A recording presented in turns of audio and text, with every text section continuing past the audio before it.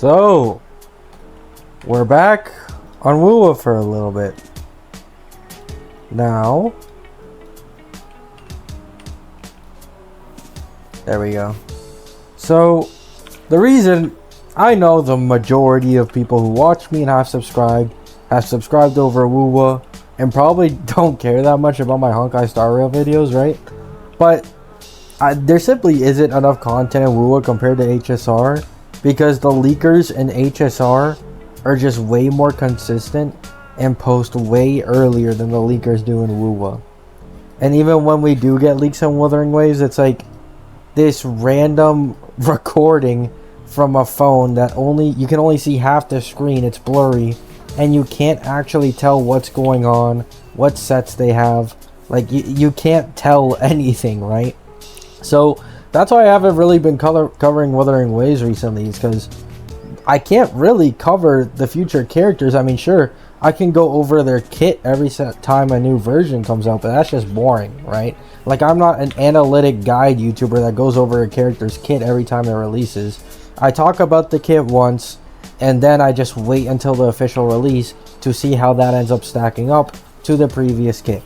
So that's why I haven't been really making Wuthering Waves videos anymore, or as often, I should say, because the leakers just suck in this game. Like, to give an example, right, in Honkai Star Rail, we get leaks for the next patch literally the moment a new patch starts. So let's say we're in 2.4 right now. The second, like literally the day 2.4 released, we got leaks on the 2.5 characters, their gameplay, their teams, their best in slot relics, their damage. Like, there's just so much to talk about all the time, right? But in Wuwa, bro, how much time do we have left? It's 13 days until 1.2 of Wuwa, and we still have like not that many like actual combat leaks of Zeshi or Zhang Liao, like, at all. We just don't know what sets they're using. Obviously, we already know their gameplay and like animations, right? But we simply don't know how effective they are in combat at all, right? Like, we just have no clue, even 13 days away. That's why I haven't been making Wuwa videos, right? But I have been wanting to come back to Wuwa for a bit. I've been grinding HSR lately like crazy, trying to build up my characters. I'm giving it a shot. Like, I'm really investing my time into the game. Of course, I always get fucked over with the relics, the gear, right? That's always gonna happen in these games, but I'm kind of pretty happy right now. Pentagony, at least the last patch of Pentagony for HSR, kind of bummed me out. Like, I wasn't really interested in it story-wise, design-wise, like character-wise. Like, it was just a boring patch. 2.4 banner-wise is also a boring patch. However, I have missed the scenery of the Zhangzhou Luofu, so it's a lot nicer to enjoy now. Now, as for Wuthering Waves, I heard we are getting a new domain for a story quest for either Zeshi or Zhang Liao in 1.2, which I can't wait for, honestly. I really like that even if we don't get new areas every patch, like, the story quests always have new areas that are like so sick, man. Like, I have to applaud Kuro on this. The areas that they make for the companion quests are so fucking sick. Honestly, I think to this day, my favorite companion quest is the Ling Yang one. Like, that 2D thing where you're like going up and down, like, that shit was actually fun. I'm not gonna lie, I really enjoyed that, right? So I'm very glad that Kuro's still like innovating and making like new areas, even if it is only companion quest locked, right? But I wonder, are they gonna go the Genshin route and add a new region every year? Or are they gonna be a little more frequent with it? You know what I mean? I would prefer 6 months. I think 6 months is fair. I've always thought that Genshin's 1 year is just so fucking long. It's dumb in my opinion, right? Like, they put 1 year into developing this region and you finish the quest within a few days. Like, I'd rather get regions at least every half a year, right? I don't know if you guys have the same sentiment as me, but I think it's just better. That way we get more content and we're at least more invested in the new areas, right? Like Mount Firmament too. Mount Firmament, although not technically an entirely like new place, like Jinzhou, it's not an entirely new place, but I still finished it within like 2 to 3 hours. Obviously not exploration, but the actual quest itself, right? So yeah. Coming back to Wuwa, I've gotten 10 pulls on the weapon banner now. And yes, okay, I got a little greedy, okay? I got a little greedy. Chill on me, okay? I am now at 50 pity on the character banner, and I'm at 51 pity on the weapon banner. So, literally the moment 1.2 drops, I'll likely do a stream. I'm not gonna have that many wishes, because obviously, I'm already so high in pity, right?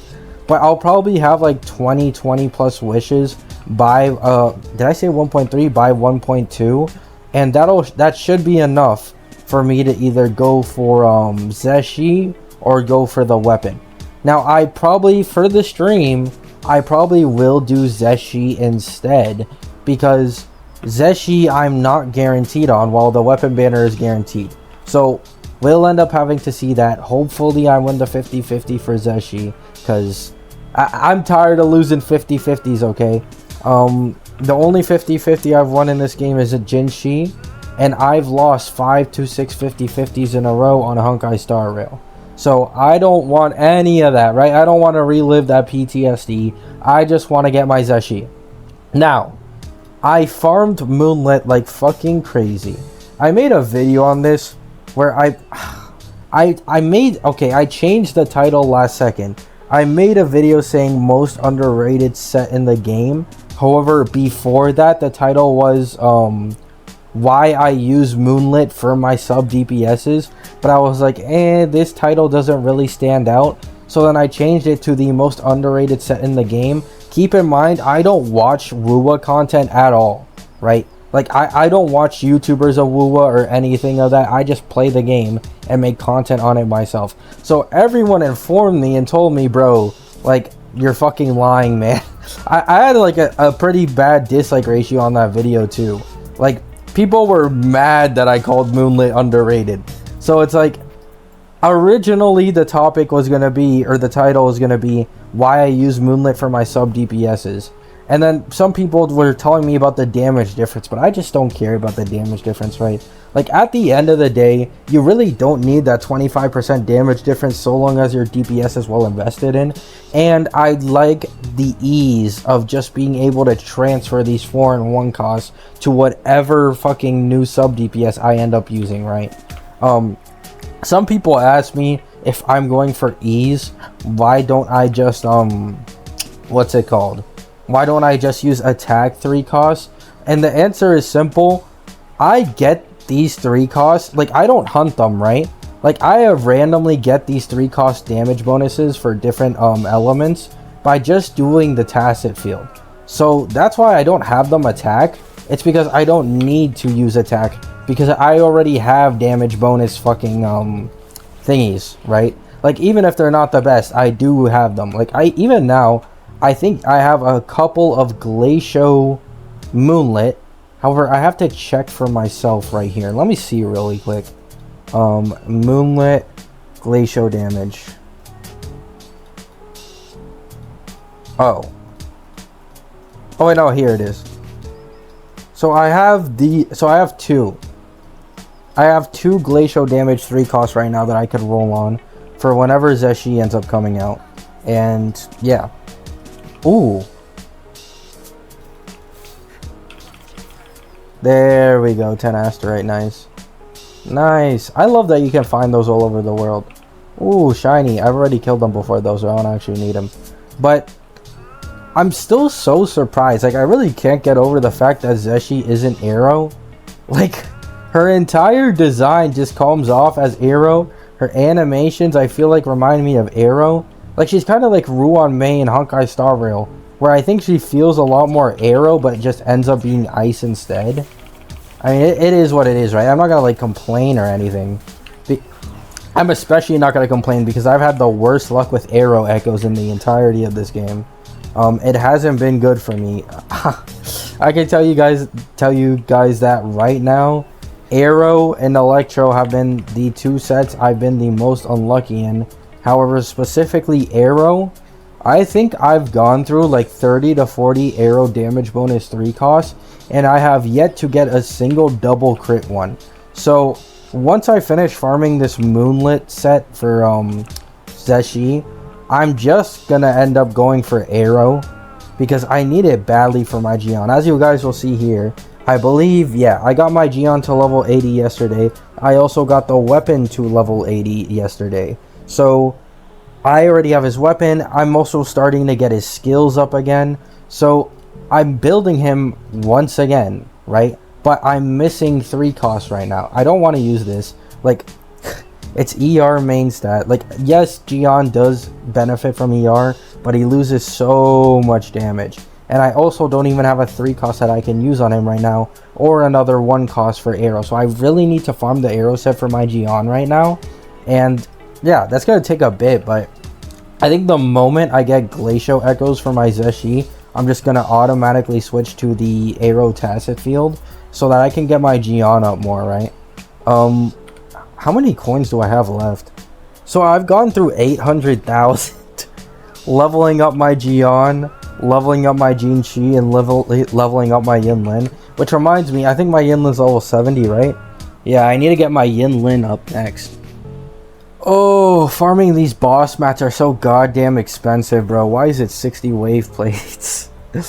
Oh my god. It takes an entire day's worth of wave plates for me to upgrade a character from level 70 to level 80.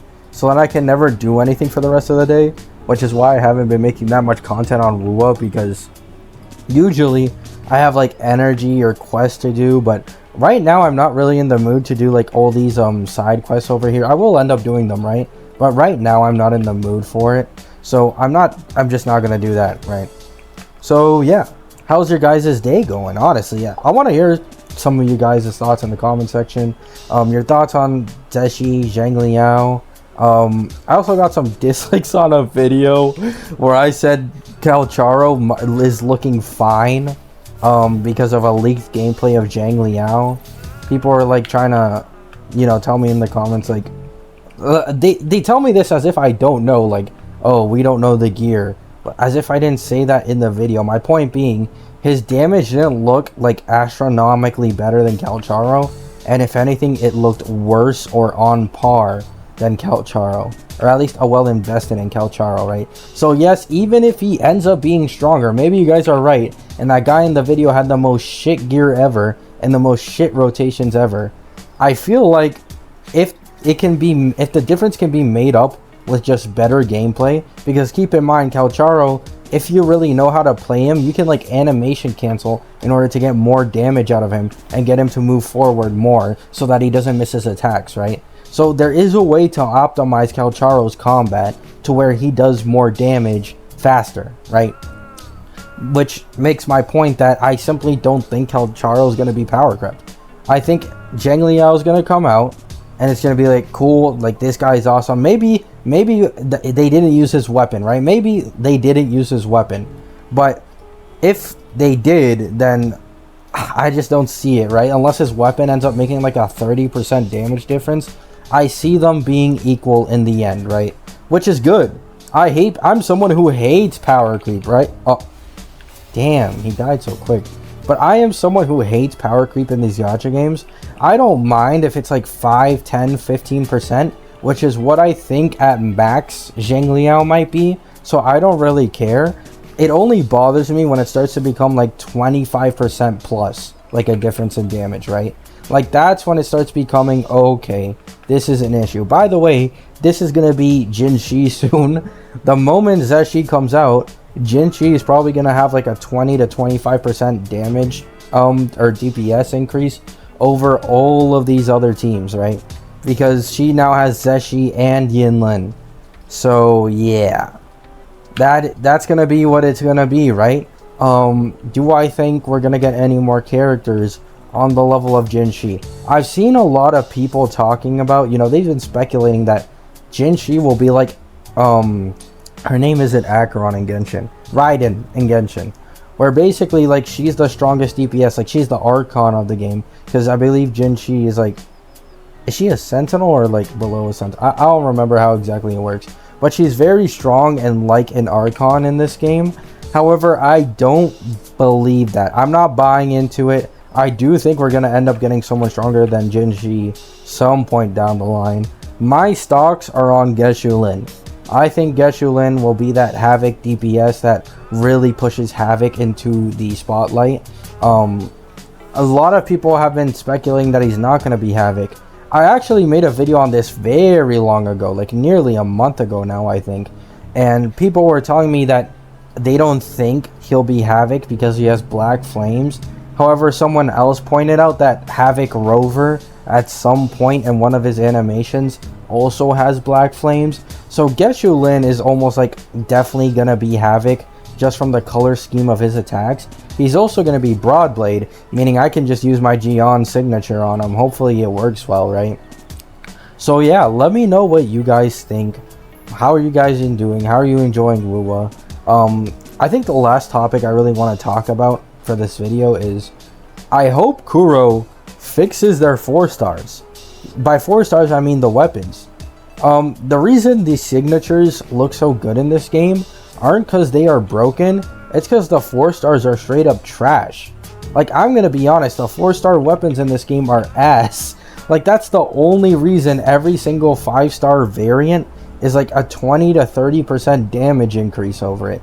Like, even the 5-star sword from the standard banner, if you have that, signature weapons are only going to be like a 10 to 15% damage increase.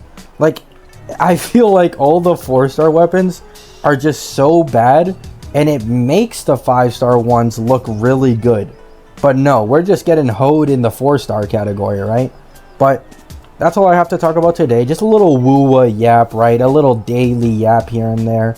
I didn't really have a topic that I really wanted to talk about today because I feel like I've already gone through everything for Honkai Star Rail. And for Wuwa, right now, I'm just waiting for 1.2 so I can pull my Zeshi. So yeah, hope you all have a great day. Hope you all have a great night. And peace.